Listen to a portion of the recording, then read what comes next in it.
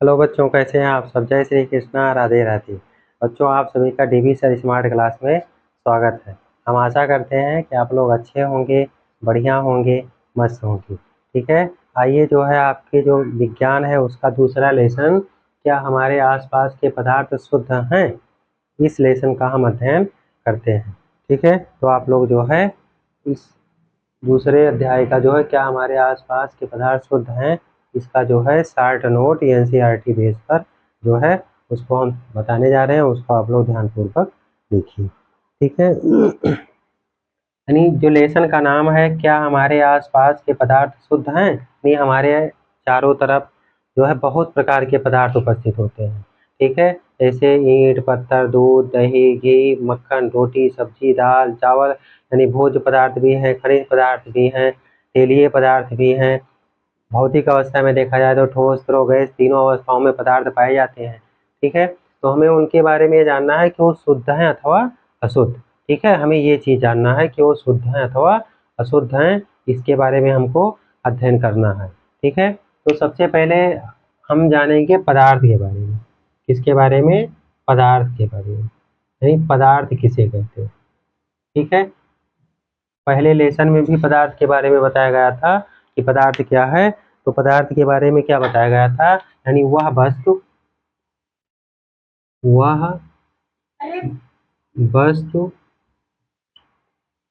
जो स्थान घेरती है,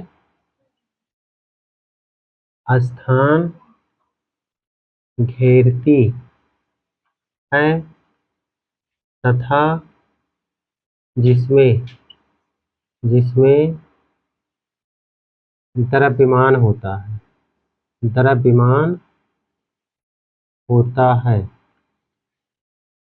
होता है, पदार्थ कहलाता है। क्या कहलाता है? पदार्थ कहलाता है। ठीक है, यानी वह वस्तु जो स्थान घेरे तथा जिसमें द्रव्यमान हो वो क्या कहलाएगी? पदार्थ कहलाएगी। ठीक, अब उसके बाद में फिर जो है आता है पदार्थ। ठीक है, यानी पदार्थ के जो प्रकार हैं उनमें जो पदार्थ को दो भागों में बांटा गया है। यानी अब यहाँ से देख लीजिए, पदार्थ को दो भागों में बांटा गया। किसमें किसमें? तो पदार्थ को पहला बांटा गया शुद्ध में और दूसरा बांटा गया मिश्रण में। यानी एक तो बांटा गया शुद्ध में, यानी शुद्ध पदार्थ, शुद्ध पदार्थ, और दूसरा बांटा गया मिश्रण में। मिश्रण जो होता है उसी को हम कहते हैं अशुद्ध पदार्थ। ठीक है, उसके बाद में फिर शुद्ध पदार्थ को बांटा गया तत्व तथा यौगिक में। यानी इसको भी दो भागों में बांटा गया। किसमें किसमें? एक तो बांटा गया तत्व में और एक बांटा गया यौगिक में, एक बांटा गया यौगिक में। ठीक है, और मिश्रण को बांटा गया, इसको भी दो भागों में बांटा गया। तो इसमें पहला भाग हो गया समांगी मिश्रण, समांगी मिश्रण, और एक दूसरा हो गया विषमांगी मिश्रण, विषमांगी मिश्रण। एक समांगी मिश्रण और दूसरा विषमांगी मिश्रण, ये हो गया। ठीक है, अब सबसे पहले जो है हम देखेंगे शुद्ध पदार्थ, यानी शुद्ध पदार्थ किसे कहते हैं। शुद्ध पदार्थ, तो शुद्ध पदार्थ कौन कौन से होते हैं उनको हम जानेंगे। ठीक है, यानी जब पदार्थ का विभाजन किया गया तो पदार्थ का विभाजन किया गया शुद्ध पदार्थ तथा मिश्रण में, यानी अशुद्ध पदार्थ में। ठीक, फिर शुद्ध पदार्थ को बांटा गया तत्व तथा यौगिक में। उसके बाद में मिश्रण को बांटा गया समांगी मिश्रण तथा विषमांगी मिश्रण में। तो इतने भागों में बांटा गया। अब सबसे पहले हम देखेंगे शुद्ध पदार्थ को, यानी कि शुद्ध पदार्थ किसे कहा जाता है।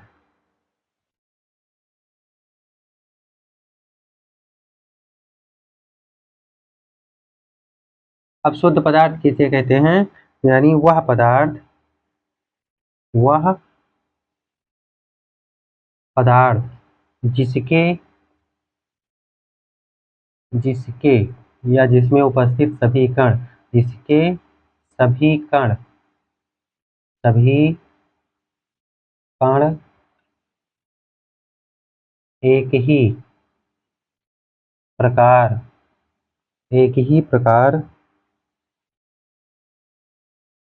या एक समान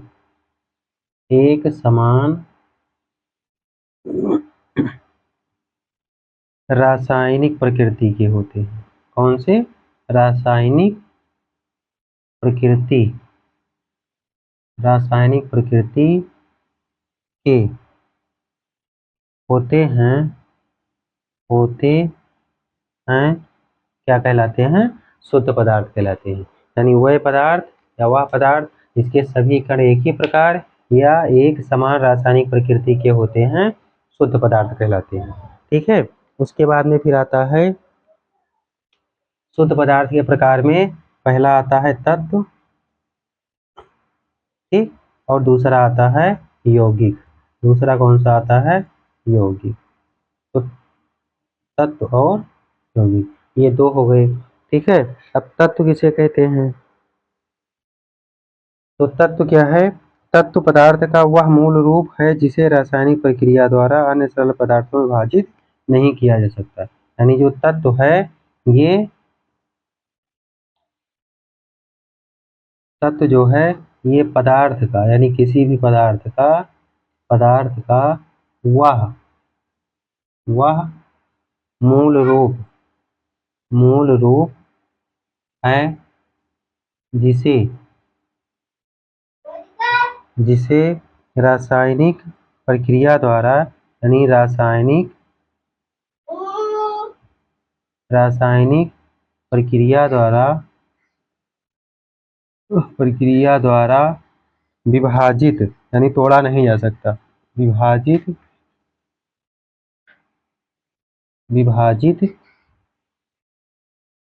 नहीं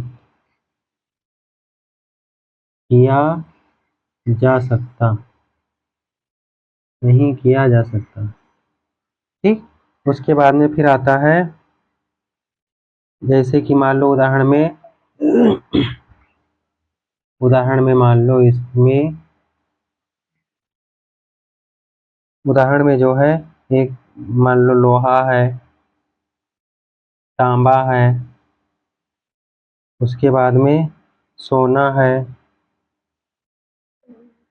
चांदी है, उसके बाद में कार्बन है आदि। ठीक है। यानी ये सब क्या है? तत्व है।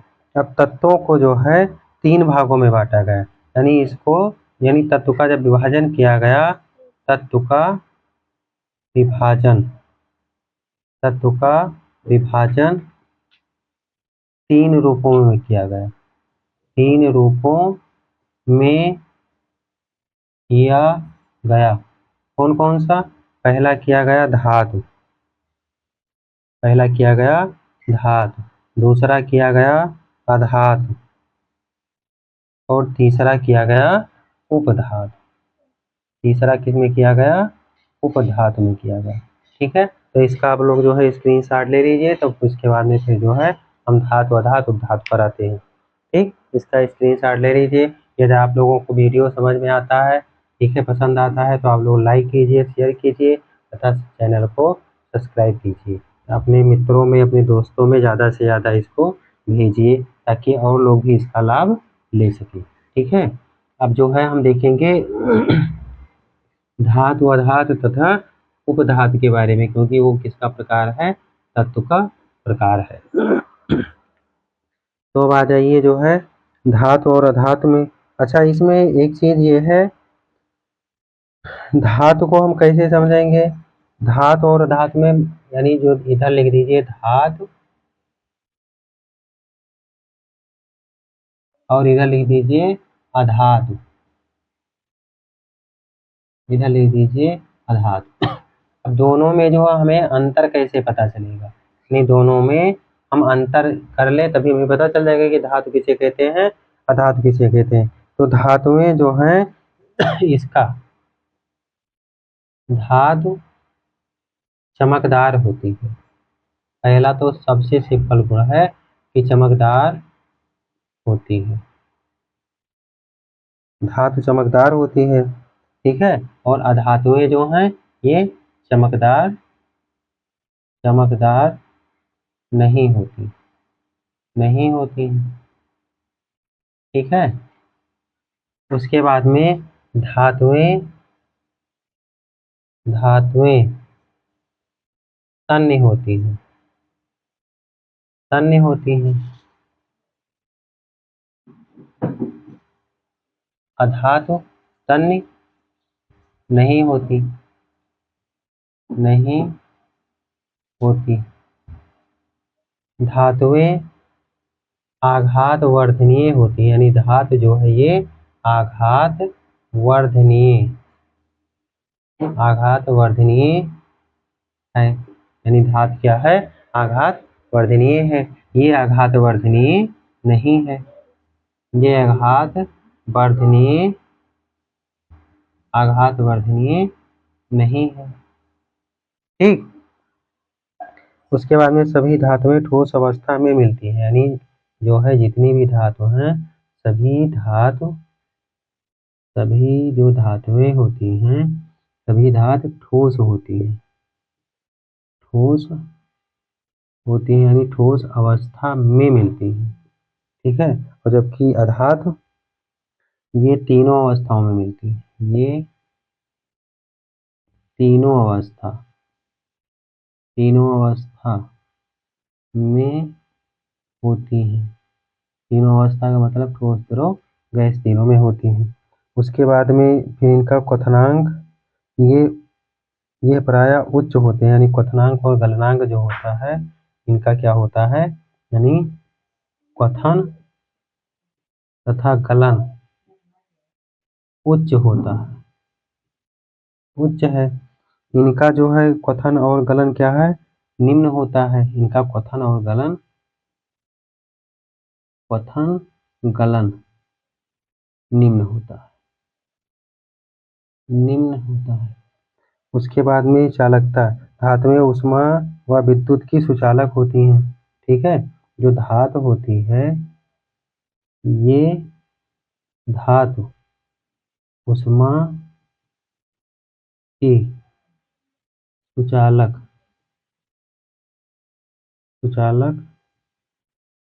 होती है और ये कुचालक होती है, ये उष्मा की कुचालक होती है, कुचालक होती है। ठीक है। तो धातु और अधातु में हमें इतना अंतर पता चला। कौन कौन सा?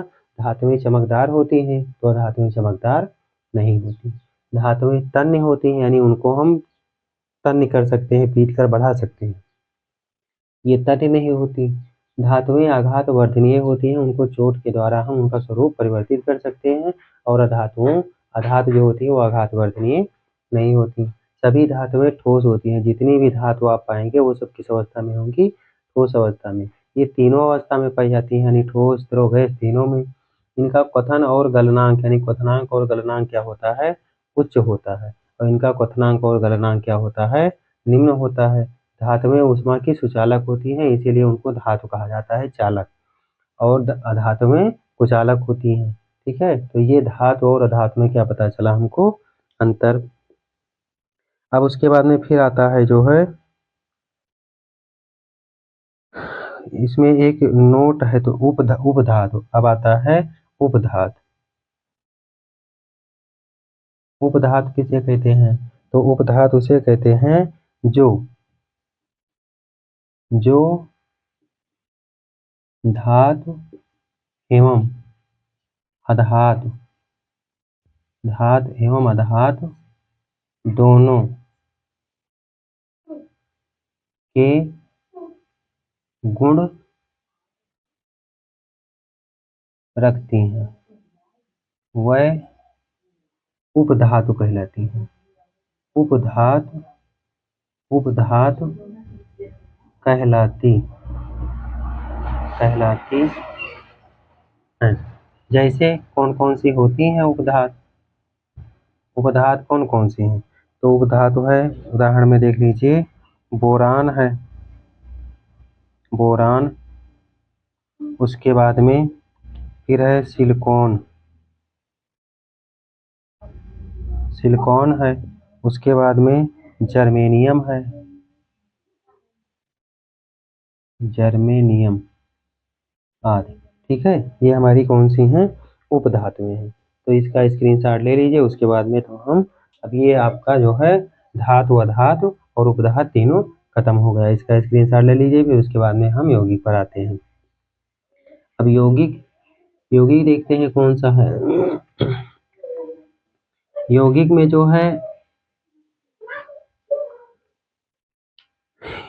यौगिक जो है यौगिक देखिए क्या है। यौगिक यौगिक किसे कहते हैं। तो जो यौगिक है रासायनिक प्रक्रिया द्वारा दो या दो से अधिक तत्वों के एक निश्चित अनुपात में जोड़ने से बने पदार्थ यौगिक कहलाते हैं। यानी रासायनिक अभिक्रिया में रासायनिक अभिक्रिया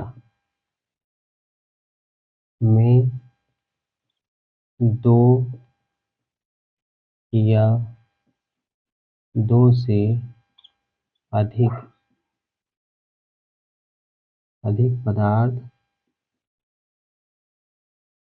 का निश्चित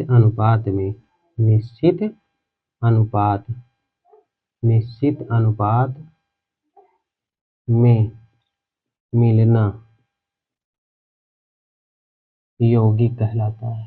क्या कहलाता है, यौगिक कहलाता है। यौगिक कहलाता है। ठीक है। अब यौगिक जो है उदाहरण में जैसे कि मान लो, उदाहरण में जैसे ले लिया जाए जल है। जल, इसमें मिला है H2O। नमक है, साधारण नमक, इसमें मिला हुआ है NaCl और उसके बाद में कार्बन डाइऑक्साइड यानी कि CO2। ठीक, तो इसमें एक से अधिक प्रकार के जो है क्या मिले हैं, रासायनिक अभिक्रिया में पदार्थ या तत्व मिले हुए हैं। ठीक, यहाँ पे पदार्थ भी लिख सकते हैं, तत्व भी लिख सकते हैं। तत्व ही कर दीजिए, तत्वों का। ठीक, अब उसके बाद में आता है मिश्रण। इसके बाद में आता है मिश्रण। तो मिश्रण किसे कहते हैं,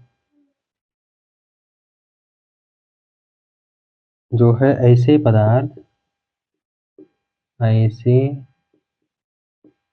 पदार्थ जो एक या एक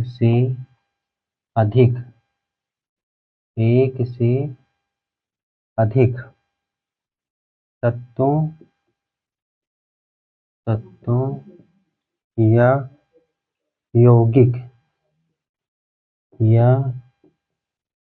यौगिक से मिलकर बना होता है। से मिलकर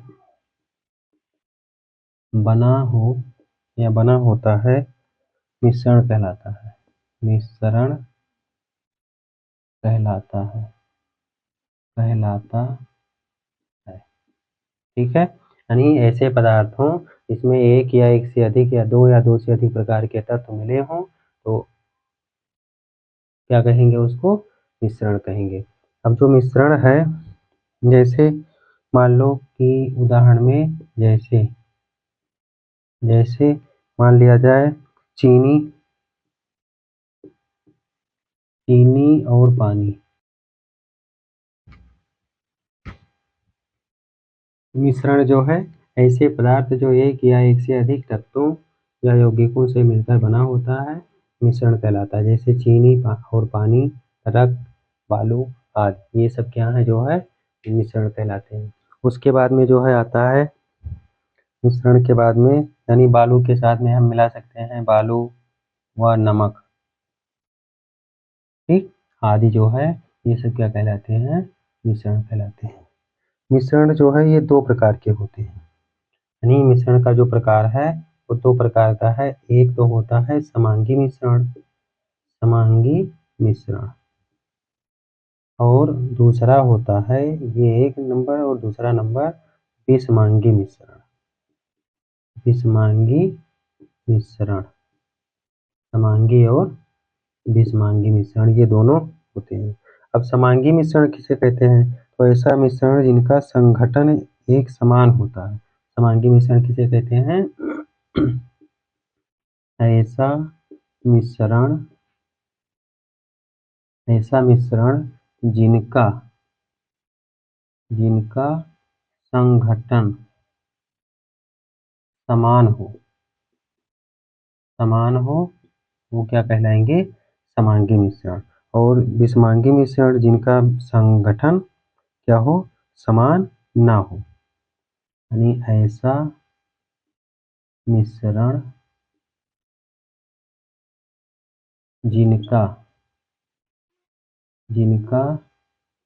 संगठन समान ना हो क्या कहलाएगा? विषमांगी मिश्रण कहलाएगा। ठीक है। उसके बाद में जो है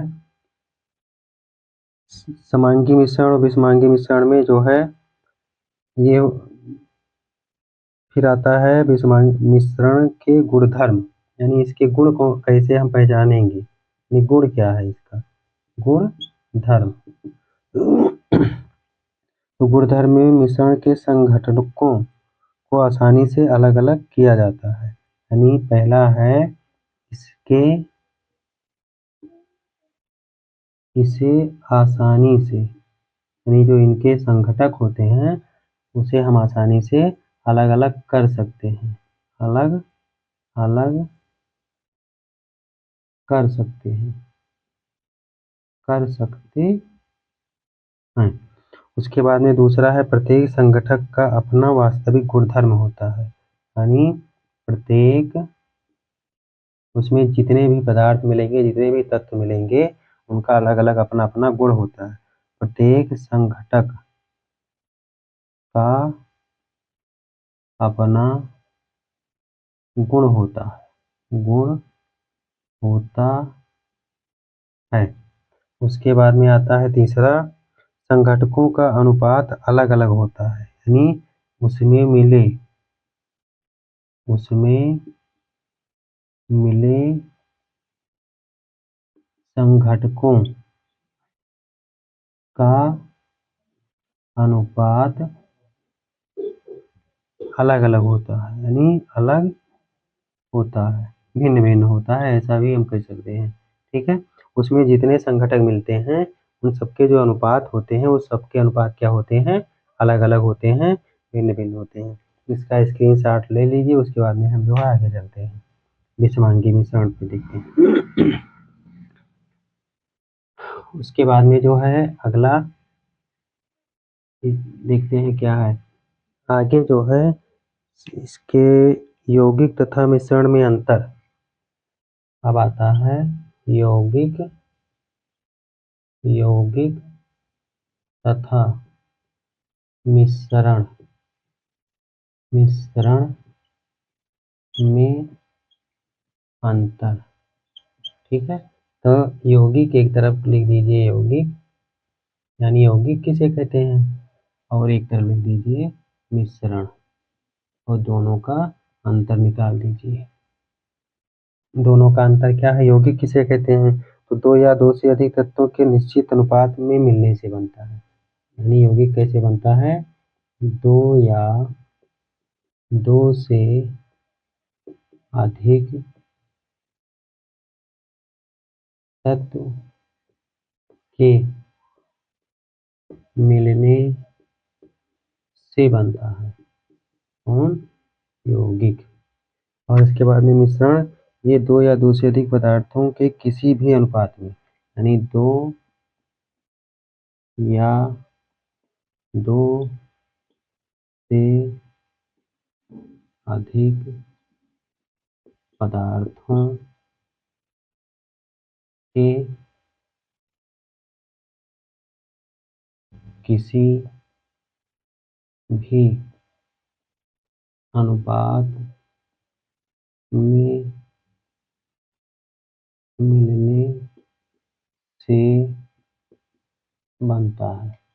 ठीक है, उसके बाद में ये रासायनिक अभिक्रिया से बनता है।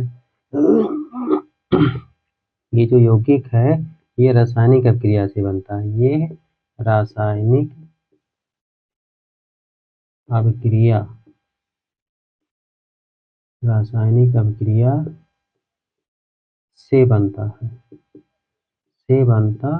है और ये जो बनता है ये भौतिक क्रिया से बनता है।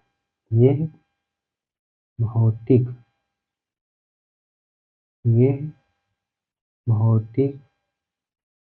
क्रिया से बनता है।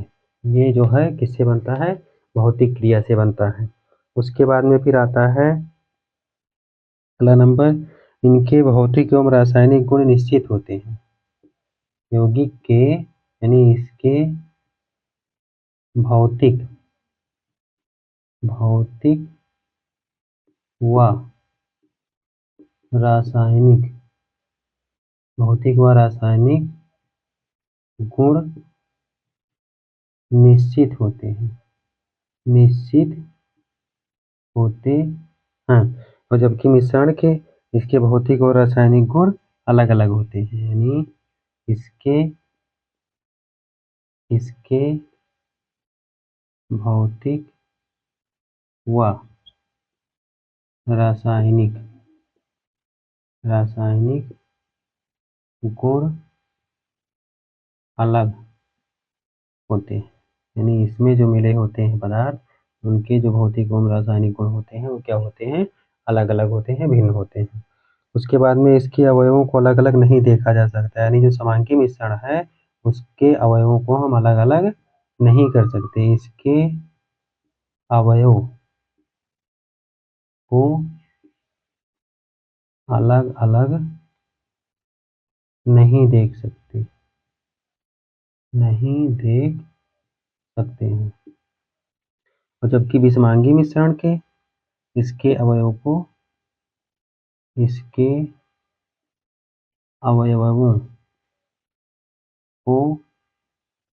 अलग अलग देखा जा सकता है।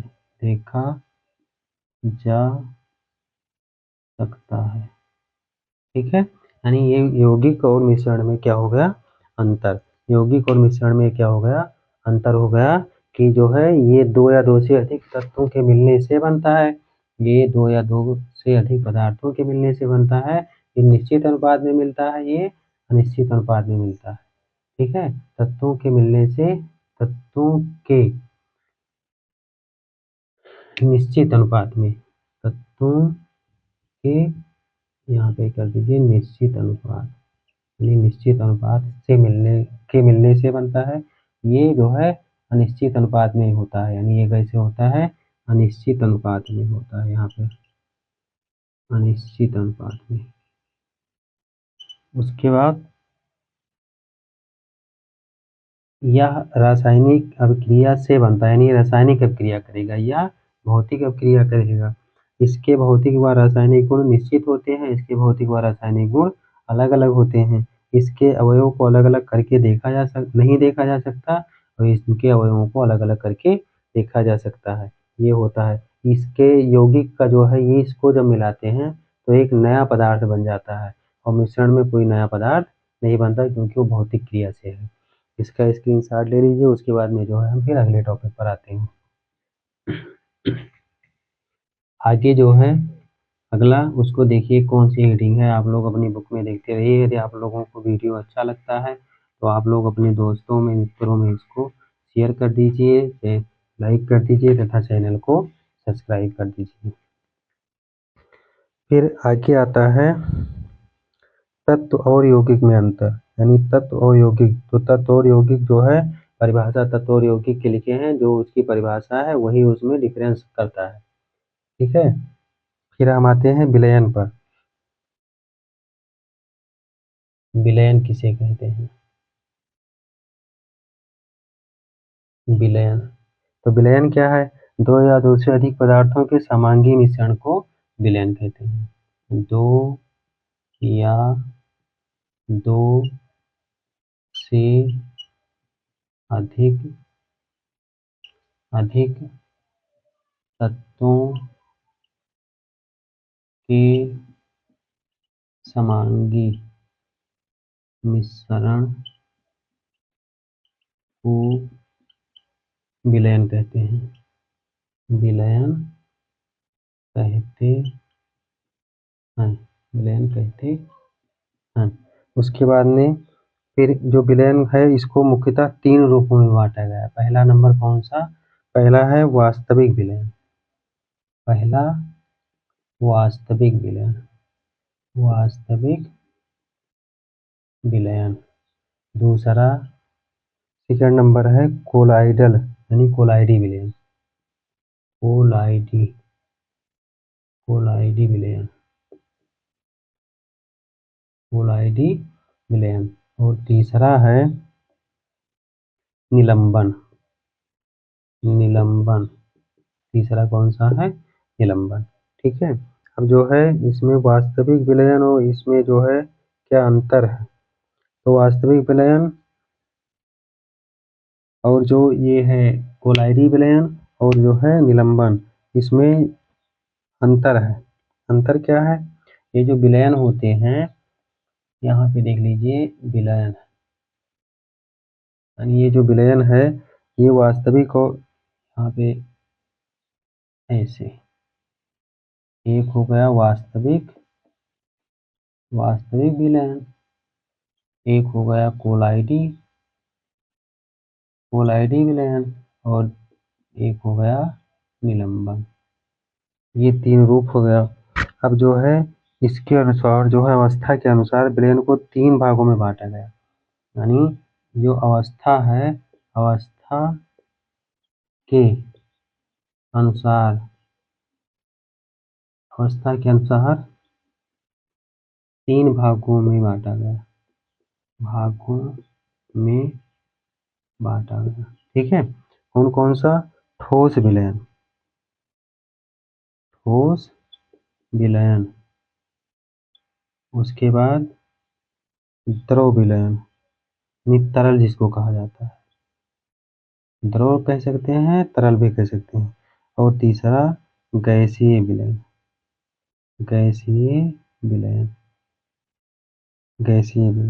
ये होगा।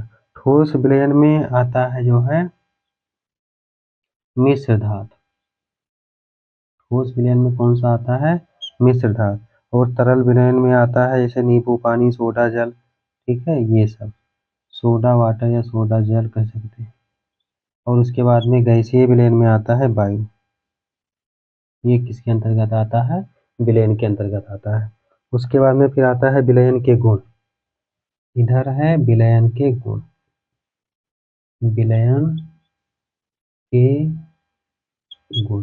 विलयन के गुण में पहला ये समांगी मिश्रण है। यानी यह कौन सा है? समांगी मिश्रण है। ये समांगी मिश्रण है। दूसरा नंबर है विलयन के कण समान रूप से वितरित होते हैं। यानी जो विलयन के कण होते हैं इसमें विलयन के कण समान रूप से वितरित होते हैं।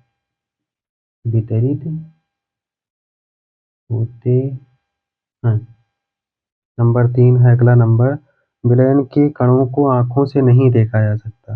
यानी इसके कणों को आंखों से यानी नंगी आंखों से नहीं देखा जा सकता। उसके बाद में फिर है यह अस्थाई होता है। ये जो है अस्थाई विलयन है। ठीक है, यानी ये विलयन जो है कैसा होता है? अस्थाई होता है। इसका जो है स्क्रीनशॉट ले लीजिए। फिर जो है हम अगले हेडिंग पे आते हैं। अगला जो टॉपिक है उसको देखते हैं। अगला टॉपिक जो है ये विलयन हो गया, विलयन का गुण हो गया, विलयन के प्रकार हो गए। अब उसके बाद में हम जो है अगले टॉपिक पर आते हैं। वो अगला क्या है? अगला जो है विलयन के संघटक। विलयन के जो है संघटक, विलयन के संघटक, विलयन के संघटक। तो विलयन के संघटक किसे कहते हैं? यानी इसमें जो संघटक होता है वो कौन सा है?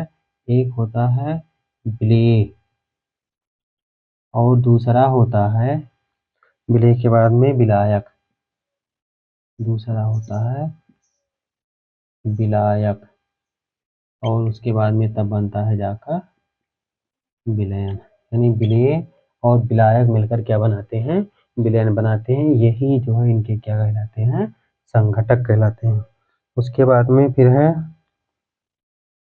विलयन का वह घटक जो सबसे अधिक मात्रा में होता है। अब जो है विलेय किसे कहते हैं और विलायक किसे कहते हैं? ठीक है, तो सबसे पहले देख लीजिए विलायक। यानी विलायक क्या है? यानी विलयन का वह रूप या वह घटक, विलयन का वह घटक, वह घटक जिसकी मात्रा अधिक होती है, यानी सबसे अधिक होती है, जिसकी मात्रा अधिक होती है, वो क्या कहलाता है? विलायक कहलाता है। उसके बाद में आता है विलेय पदार्थ। यानी विलेय किसे कहते हैं? तो विलेय जो है वो कौन सा होता है? जिसमें सबसे कम मात्रा में घुले होते हैं। यानी वह घटक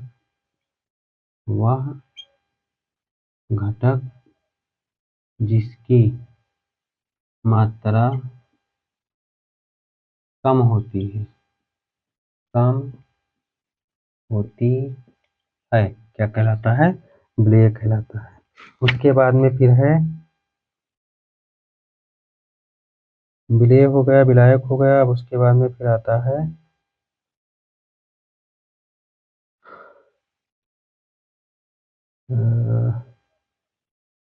विलेय, विलायक और उसके बाद में आ गया आपका सांद्रता। एक आता है सांद्रता। सांद्रता किसे कहते हैं?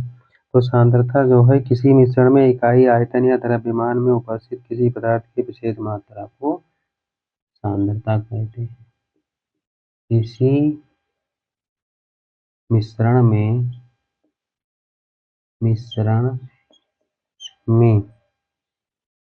इकाई आयतन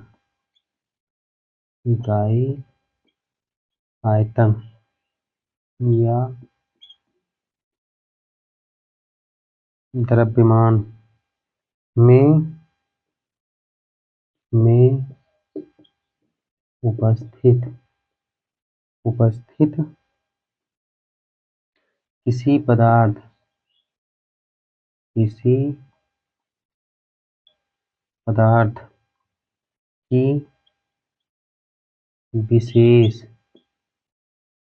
विशेष मात्रा को सांद्रता कहते हैं। सांद्रता कहते हैं। जो है सांद्रता का सूत्र होता है विलयन की सांद्रता का, विलयन की सांद्रता, विलयन की सांद्रता बराबर होता है विलेय पदार्थ का द्रव्यमान, विलेय पदार्थ का द्रव्यमान बटे विलयन का द्रव्यमान, विलयन का द्रव्यमान और उसके बाद में पूरे का गुणे क्या होता है? 100। ठीक है। उसके बाद में फिर आता है, अब सांद्रता हो गया, अब आता है वास्तविक विलयन। अब जो है आता है वास्तविक विलयन। वास्तविक विलयन, तो वास्तविक विलयन क्या है? वास्तविक विलयन को जो है इसमें इसको 3 भागों में बांटा गया। पहला संतृप्त संतृप्त विलयन, दूसरा असंतृप्त और तीसरा अति संतृप्त। अति संतृप्त। ठीक, अब ये जो वास्तविक विलयन है, वास्तविक विलयन के प्रकार संतृप्त विलयन, असंतृप्त विलयन, अति संतृप्त विलयन। ठीक है, यहीं तक इसको जो है हम अगले नेक्स्ट वीडियो में देखेंगे। ठीक है, हम आशा करते हैं कि आप लोगों के समझ में आया होगा। यदि आप लोगों के समझ में आया है, वीडियो अच्छा लगता है, पसंद आता है, तो आप लोग ज़्यादा से ज़्यादा वीडियो को अपने मित्रों में, दोस्तों में शेयर कीजिए। चैनल को सब्सक्राइब कीजिए, लाइक कीजिए। आज के लिए इतना ही, फिर अगले वीडियो में मिलेंगे। तब तक के लिए जय श्री कृष्णा, राधे राधे।